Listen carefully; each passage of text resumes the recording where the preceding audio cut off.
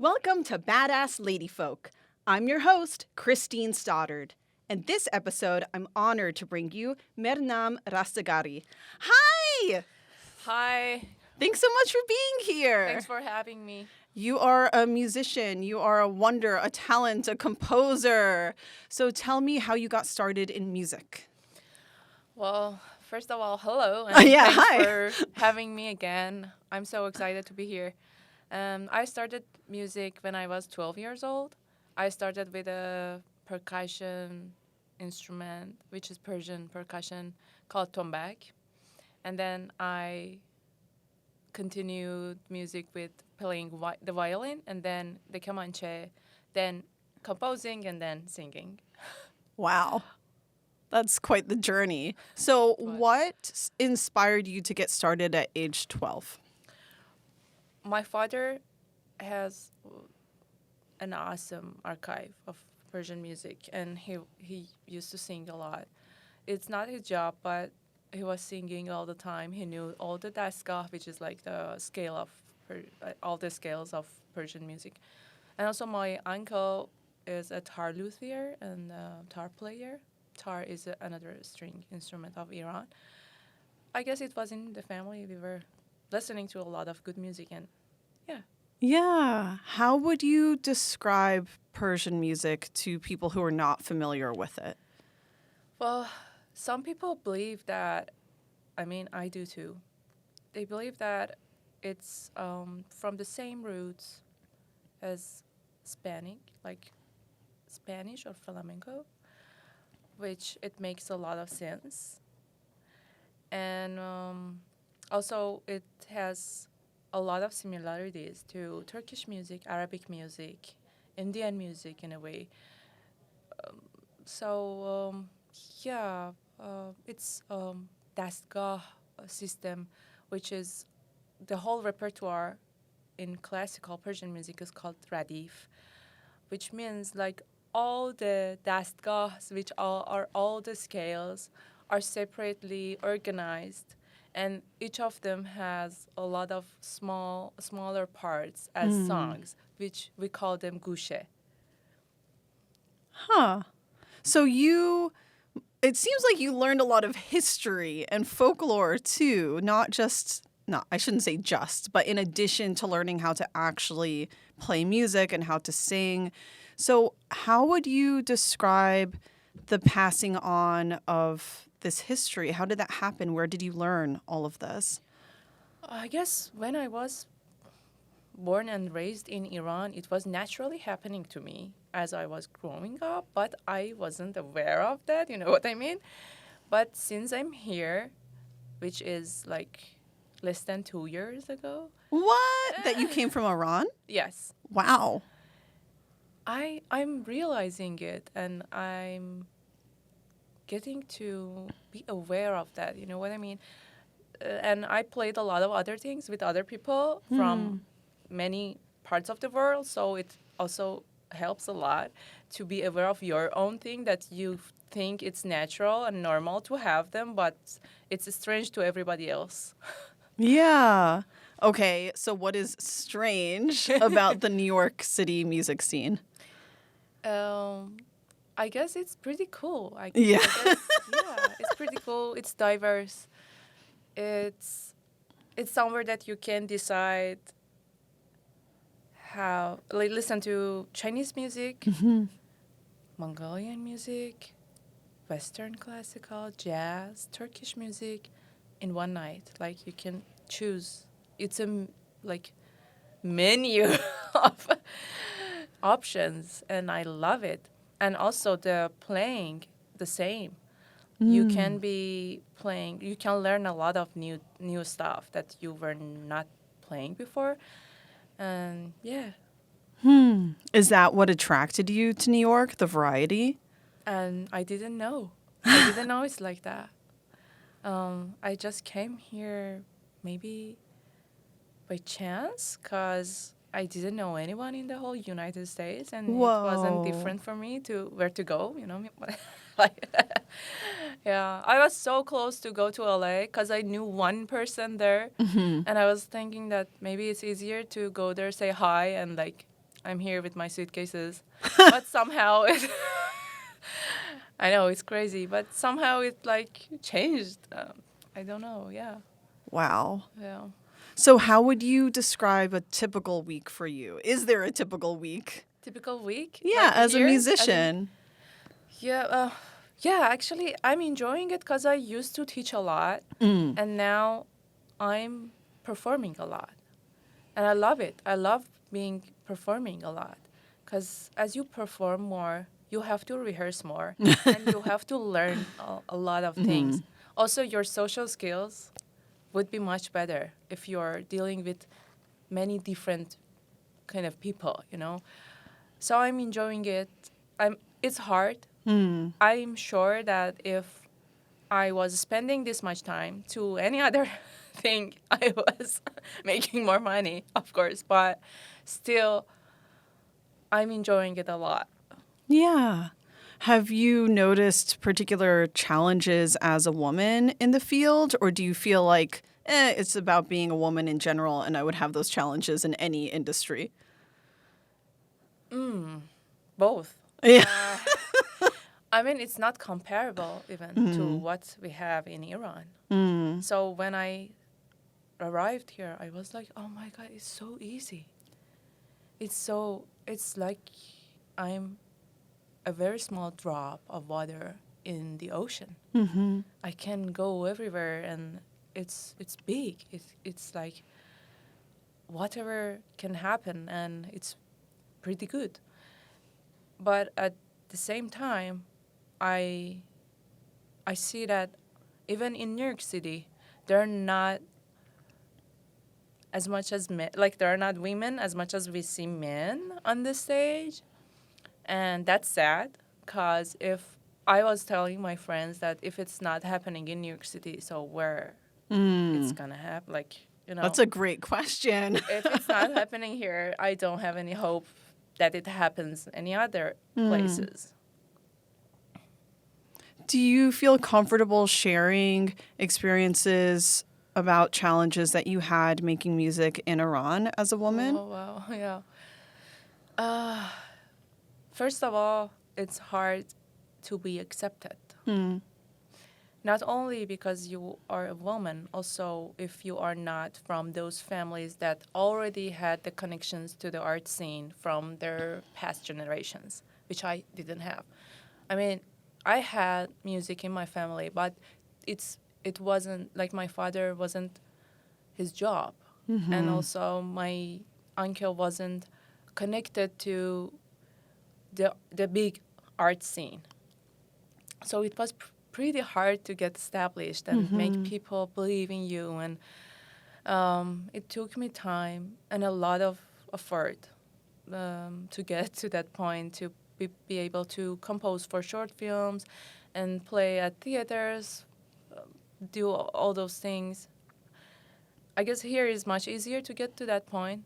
But even though with that, still there are some traditional old behaviors in all human beings that when you are a woman, it's harder because people don't listen to you as they listen to men, and it's very sad. Sometimes I have to act like I don't want, I like the way that I don't like. Right. Because I have to push my thoughts through my talkings, which I don't enjoy, but I have to. So that's the thing. Yeah, it can make, I know I personally sometimes feel gruffer than I want to or hostile. And like you said, that's not a pleasant feeling. Sometimes you want to be gentler, right?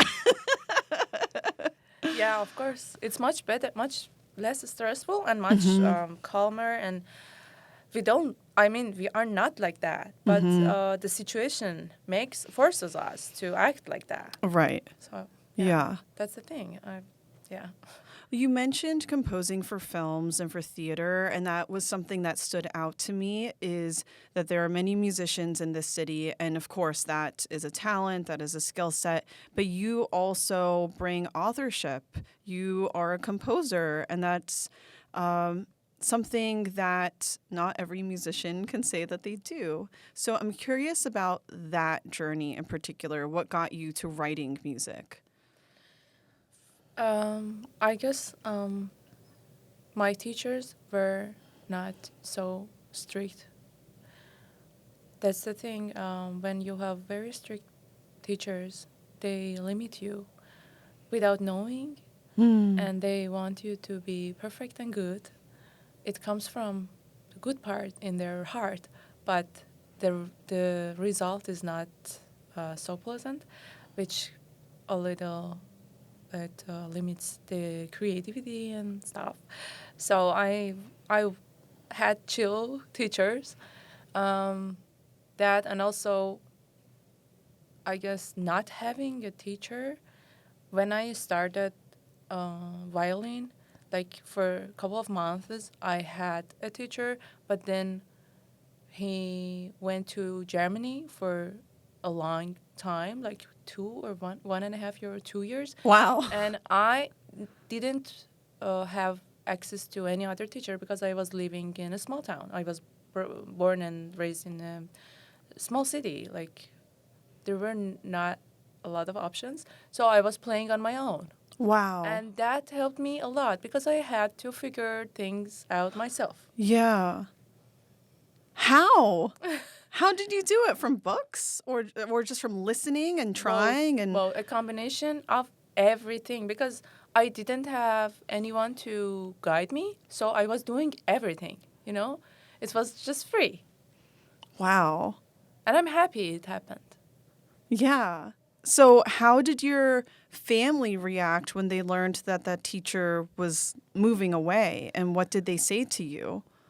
Well, first, they replaced him with another teacher, which when I started like taking 1 or 2 lessons with him, I was like, no, no, and no, he's not that good. It cannot be my teacher, and I didn't accept him as my teacher because he wasn't good enough. You know what I Yes. mean to teach. So Like you think that his standards weren't high enough? He wasn't challenging you the now right way? he wasn't good enough. He wasn't playing the way that you need to see your Okay. teachers playing, you know? Right. Because the teacher needs to be good at a lot of techniques and also in many other ways to be inspiring. Yeah, so that wasn't happening. And then I was like, okay, never mind. I'm gonna like play myself because I'm able to recharge. So I'm gonna go as much as I can. What would you say? Oh, but composition. Okay, so you were talking about having a certain amount of freedom with these teachers, right? Yes. So at what point did you start writing? Was there a particular project or was there a song that just it was in your heart and you're like, I have to write this or what? How? Yes, it was me being composing instrumentals, just for kamanche and other things. Like very first ones that I loved was for kamanche and hang drum, the handpan, and I was doing duos on those instruments, and then a director accidentally saw one of those videos on Instagram, and even not posted by me, so he couldn't find me. It was posted by some random account on Okay. Instagram, like, and they were like, "Oh, we want to," and they didn't mention my name Weird. or yeah, so Bad. it was there, and they were like, "We want this, but we don't know who she is." But after like 1 or 2 years after that, they could find me through one of their friends. And then they reached out and said, hey, we love this piece of music and Is it possible for you to write for one of our short films that Okay. we're working on? I was like, sure. And it was a very great short film. The very first one that I wrote for, I got an award for. And a very famous, amazing actor was acting in it. So it was really inspiring, and I continued doing the same with them and their colleagues. It was the word of mouth, and they were connecting me to each other, you know what I mean? Yeah. What was the name of the film and where can we watch it? Yeah, it's called Tasian in Farsi, which is Dispirited in English. And I guess if you Google it, like Dispirited short film or something Okay. like that, it's going to be there. Yeah. Great. So I wanted to go back to education. That's where I was going to go. And then I Yeah. realized we hadn't really closed the circle on composition. So in the United States, as you might be aware, it's not uncommon for middle-class girls to take piano lessons when they're little, for instance. What would you say is typical for Persian girls when they're little if they are interested in music or if their families want them to have an introduction to Same. music? Same? Yeah, guitar, Yeah. piano, Yeah. everywhere. Yeah. Why do you think that is? I don't know. Yeah. I actually don't know. Maybe popularity or like advertising. Oh, okay. I guess that's a thing because when people know enough, they go for other things too. Mm-hmm. So So, that's a advertising thing. Yeah. do you know how to play the piano? No, I just play a little bit for my Yeah. compositions, Right. and for that purpose, like Mm-hmm. not playing solo pianos. No. What advice would you have to girls or even women who don't have a musical education or training and want to get started? I guess starting with something that teach them the rhythm, Mm. very good. It's perfect. It's even better because you're like it's our limited brain. We don't. I mean, not that limited, but in many ways, when we're in the learning process, it's pretty good that we can break down, right? Mm-hmm. When the melodies are not involved that much, your brain gets the rhythm like in another way. That's when you are learning a melodic instrument. Hmm. So it breaks it down, and when you're good at getting the rhythm, and you start the second instrument as a melodic instrument, it's gonna be another breakdown, right? Because you already have all the rhythm, and your brain is just doing one thing in a very good way. No, not much distraction.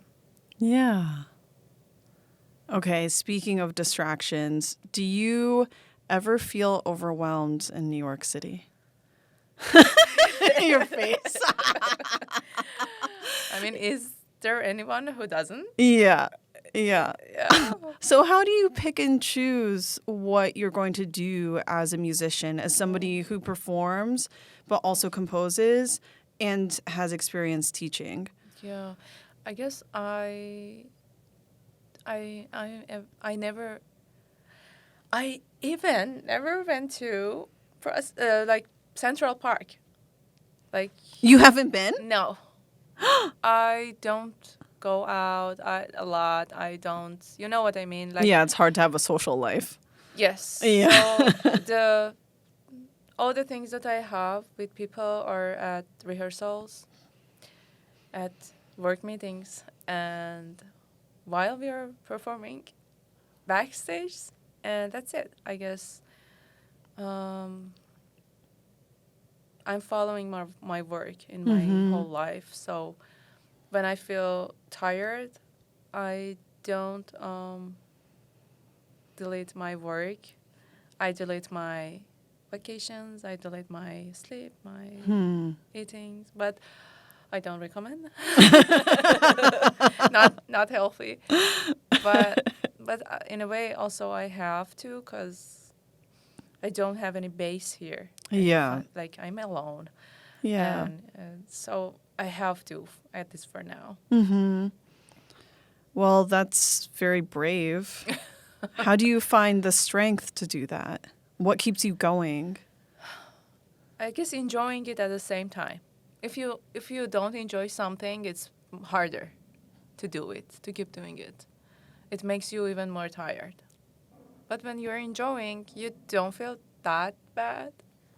You're saying, oh yeah, I feel tired physically, but see, I have that, this, and then it helps you feel less tired and brings a lot of good friends also. Yeah. That's good advice. What are you excited about right now?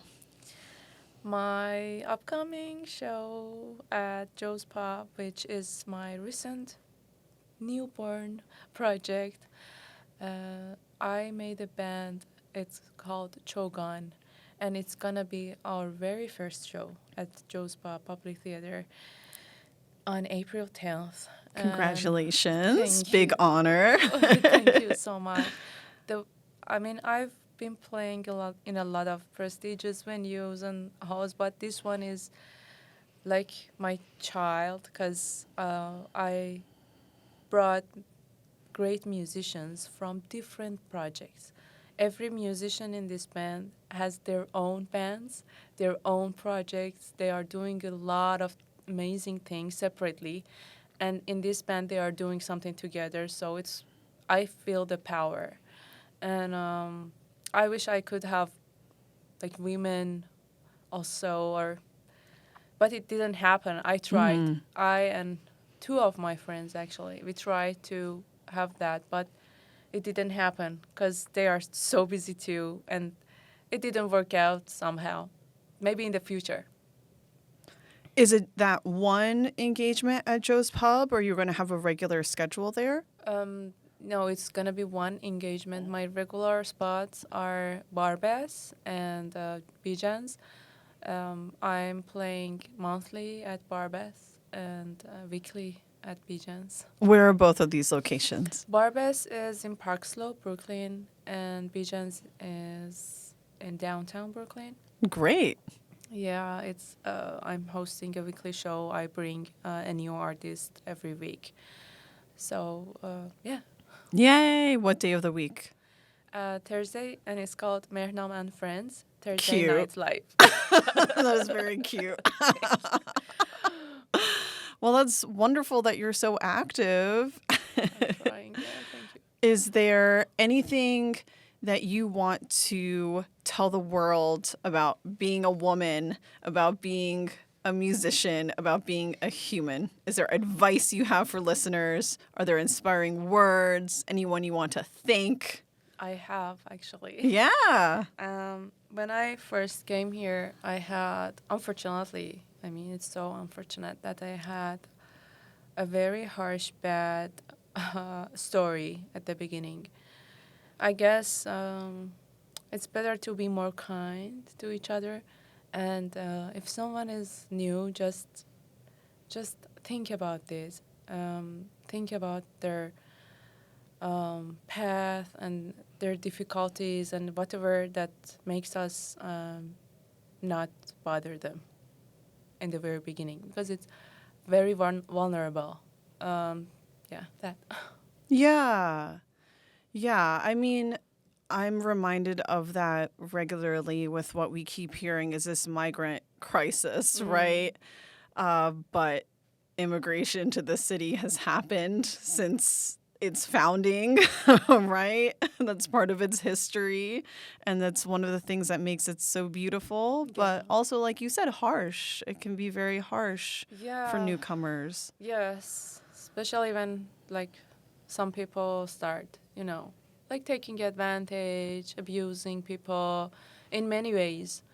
And it can happen to a woman immigrant for sure. Like I was telling my friend that I was a very nice prey. Oh. Yeah. Well, I'm sorry to hear that. And fortunately, you are finding success too, right? And still being strong no matter what the obstacles.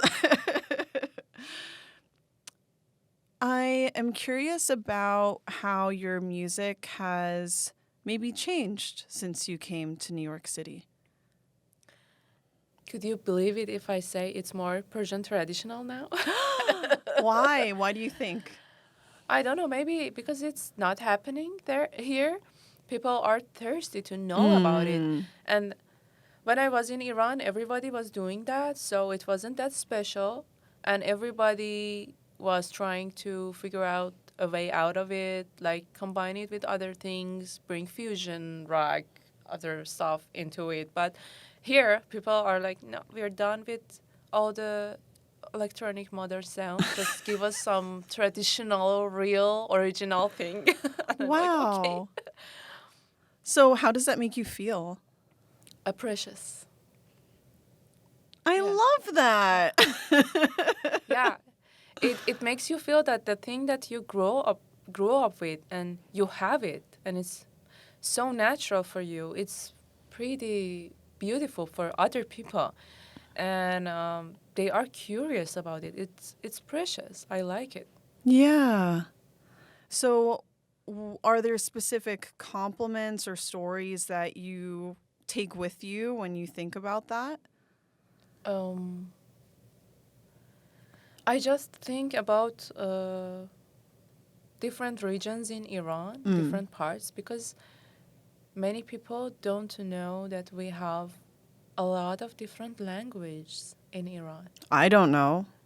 I just know Farsi. Yeah, Farsi is the main one that Okay. everybody knows but the reality is that in each part of Iran there is a mother language which is different, like Kurdish, Okay. Turkey, That's right. Lori, Azeri, like Arabic in south, and dialects like Gilaki, Khorasani, Baluchi, and when they talk, like not all of their speaking we get, it's their own, and they have their own dresses, their own food, their own music, dance, and it's beautiful. It's very colorful when you think about all of those being in the same country. Yeah. That's wonderful. Well, thank you for sharing so much of yourself in such a short period of time. That is all the time that we have for this episode. Dear viewers, thank you so much for listening or watching Badass Lady Folk. I'm your host, Christine Stoddard. Please tune in next time. Bye.